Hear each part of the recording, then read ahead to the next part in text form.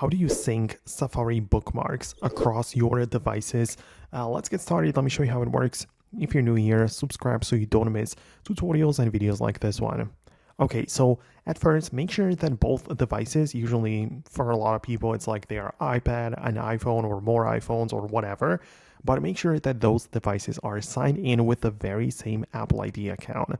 So you can go to your settings, and at the top of the list, you can see your profile, like your name and everything, and also the Apple ID account. So you just want to make sure it's the same, right? So once you have that, and since we are already inside of the profile section, and go to the iCloud, and see all apps which can be synced over iCloud. And you just want to find a Safari and make sure it is turned on, it's green, and that way it gets shared with iCloud.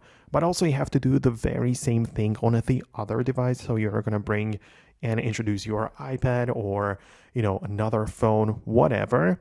But that is how you can make sure that it gets synced.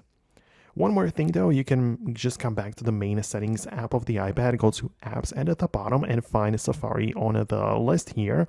But my point is that in there you also have one thing which gets shared across devices, but it's settings for websites. So you likely want to have that enabled too, but it's like, some things like, let's say you translate one type of language, or I don't know, you open the reading view for specific web page, and that kind of settings might be shared to other devices. So yeah, you might be interested in that too. That's why I'm showing it to you. Let me know what you think below, subscribe for more, and I'll talk to you later in the upcoming tutorials and videos like this one. Thanks a lot, and I'll talk to you soon.